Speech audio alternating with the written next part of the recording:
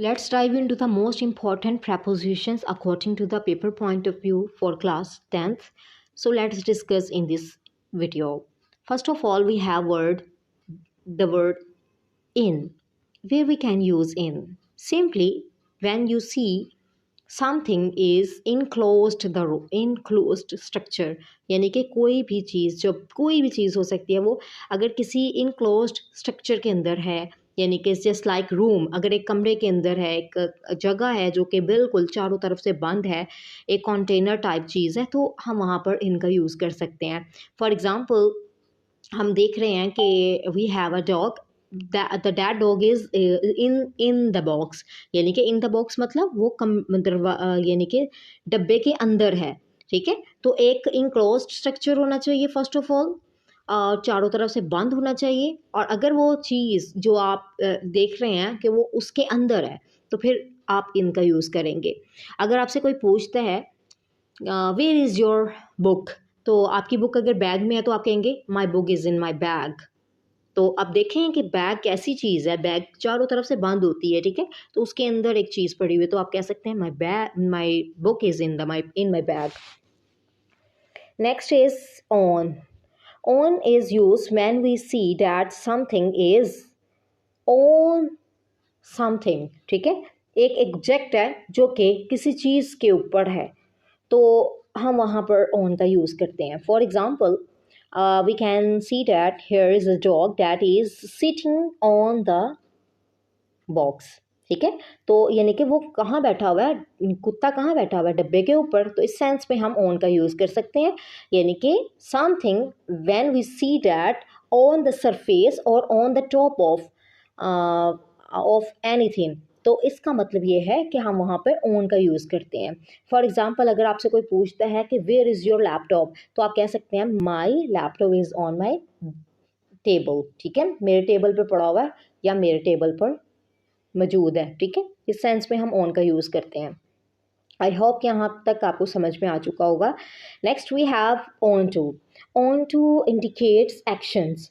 Okay, action जो most important है ना, यहाँ पे ऑन टू का यूज़ इस सेंस में होता है कि समथिंग, स्पेशली अगर डॉग है तो the dog jumps onto the box, यानी कि उसने ना जंप किया है ऑन टू द बॉक्स, यानी कि यहाँ पे वो खड़ा था ना, वहाँ से उसने एक जगह से दूसरी तरफ जंप किया है, यानी कि वो एक्शन ऑन टू आपको यूज़ करता, ऑन टू एक्शन के बारे में बताता है कि उसने एक्शन करके, ठीक है, उसने एक्शन करके एक जगह से दूसरी तरफ मूव कर दिया है.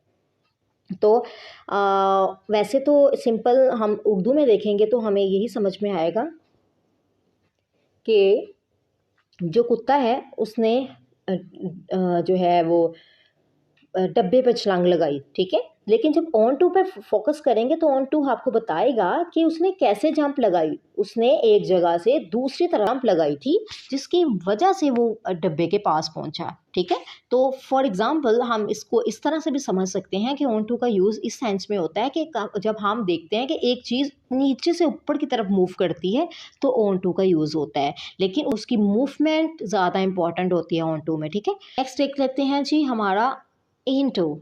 ठीक है, तो इनटू का यूज़ हम इस सेंस में करते हैं जब हम देखते हैं कि एक ऑब्जेक्ट कोई भी हो सकता है, वो यानी कि बाहर से from outside to inside move कर रहा है, यानी कि बाहर से अंदर की तरफ मूव कर रहा है, तो इस सेंस में हम उसकी मूवमेंट को देखते हुए इनटू का यूज़ करते हैं. जैसे the dog rain into the room. ठीक है, रेन इनटू द रूम का मतलब क्या है, अब यहाँ पे रेन हमारा वर्ब है और इनटू ने हमें बताया है कि उसने बाहर से कमरे की तरफ या फिर अंदर वाली जगह की तरफ हरकत की है, यानी अंदर की तरफ उसने हरकत की है. तो इनटू और ऑन टू आपको हरकत के बारे में बताता है, मूवमेंट के बारे में बताता है. ठीक है, ओके, नेक्स्ट है हमारे पास in front of. In front of हम देखते हैं कि आमने सामने को बोलते हैं वैसे तो. अब यहाँ पे देखते हैं कि एक डॉग है, एक कुत्ता है जो कि बिल्कुल जो हमारा डिब्बा है, जो बॉक्स है ना, उसके सामने है. तो इस सेंस में हम कह सकते हैं the dog is sitting in front of the box. Next we have behind. Behind shows something is hidden, and in this example we have especially a dog, and the dog is hidden behind the box. तो कहाँ है, यानी कि box के बिल्कुल पीछे है, तो हम कह सकते हैं कि वो छुपा हुआ है, यानी कि बिहाइंड द बॉक्स, डब्बे के पीछे, यानी नज़र नहीं आ रहा। और अगर नज़र आ भी रहा है तो आधा आ रहा है, पूरा नहीं आ रहा।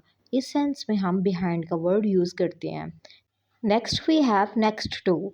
नेक्स्ट टू का वर्ड इन सेंस में यूज़ होता है जब हम देखते हैं कि कोई भी ऑब्जेक्ट जो है वो बिल्कुल किसी चीज़ के पास है, यानी कि उसके साथ है, तो इस सेंस में हम नेक्स्ट टू का वर्ड इस यूज़ करते हैं। जैसा कि इस एग्जांपल में हमारे पास एक डॉग है जो कि बॉक्स के बिल्कुल साथ है, तो हम कह सकते हैं कि the dog is next to the box. Near का वर्ड जो है वो यूज़ होता है इस सूरत में कि जब आप एक किसी भी ऑब्जेक्ट के बिल्कुल करीब होते हैं। अगर हम इस एग्जांपल को देखें कि हमारे पास एक कुत्ता है जो कि बॉक्स के पास है, तो इस एग्जांपल हम कह सकते हैं, कैसे कह सकते हैं इंग्लिश पे, I saw a dog near the box. Okay, या फिर a dog was running near the box. ठीक है, वो मतलब डब्बे के करीब करीब भाग रहा था। इसी तरह वी हैव फार वर्ड। तो फार का वर्ड यूज़ होता है दूर किसी चीज़ के लिए। जब हम देखते हैं कि कोई चीज़ दूर है तो उस सेंस में हम फार का वर्ड इस्तेमाल कर सकते हैं। तो अब यहाँ पर हमारे पास है एक कुत्ता जो कि डब्बे के बिल्कुल दूर है। ठीक है, डब्बे के करीब नहीं है, डब्बे के दूर है, यानी कि नियर एंड फार है। तो नियर होता है करीब और फार का मतलब होता है दूर।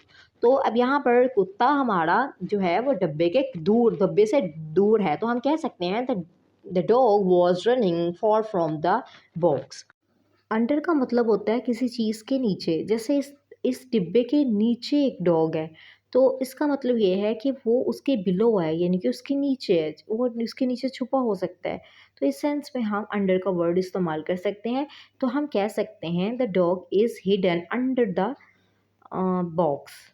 Now we see the use of next preposition, that is among. Among is basically used when we have to tell something is among more than three things. Simply हम कह सकते हैं कि अगर एक कोई चीज़ है, अगर वो दो से ज़्यादा चीज़ों के दरमियान में है, इस सूरत में हम among का यूज़ करते हैं। Just like we have a dog and the dog is among the boxes, यानी कि वो बॉक्सेस के दरमियान में है। तो अब यहाँ पर कितने बॉक्सेस हैं ये मैटर करते हैं बहुत ज़्यादा, क्योंकि 2 से ऊपर होने चाहिए, 2 से कम नहीं होने चाहिए। ठीक है, अमंग इस चीज़ को ज़ाहिर करता है। Next we have between. Between का वर्ड जो है वो यूज़ करता है, इस सेंस में यूज़ होता है when we have to tell something is between two things. ठीक है, दो चीज़ों के दरमियान में कोई चीज़ है, तो इस सेंस में हम बिटवीन का यूज़ करते हैं। For example, the dog is between the boxes. Now we have the next preposition, across. Across means move from one side to another side. For example, the dog jumped across the boxes. Next is over. Over is used when we see an object but that object would be without touching the face surface, कि कोई भी किसी चीज़ को touch नहीं करना चाहिए उसे उसके ऊपर से। जैसे ये डॉग है, तो अब यहाँ पे इस डॉग को हम देख रहे हैं कि ये डॉग कैसे है कि डब्बे के ऊपर है। ठीक है, हम कह सकते हैं the dog jumped over the box, यानी कि उसने डब्बे को नहीं छुआ। ठीक है, बगैर छुए उसने जंप लगाई। नेक्स्ट है हमारे पास थ्रू। थ्रू का वर्ड इस सेंस में यूज़ होता है जब हम एक चीज़ को देख रहे हैं जो कि बिल्कुल आर पार हो रही है उससे, मतलब वो गुजर रही है। जैसे मैं कहूँ कि the dog is moving through the box, यानी कि इसका मतलब ये है कि वो उसके अंदर से गुजर रहा है। ठीक है, यानी कि डब्बे के अंदर से डॉग गुजर रहा है, तो इस सेंस में हम थ्रू का वर्ड इस्तेमाल कर सकते हैं। नेक्स्ट है हमारे पास अराउंड। अराउंड का वर्ड इस सेंस में यूज़ होता है जैसे कि हम कह सकते हैं the dog is moving around the box, यानी कि वो उसके गिर्द चक्कर लगा रहा है, डब्बे के गिर्द, कुत्ता डब्बे के गिर्द चक्कर लगा रहा है।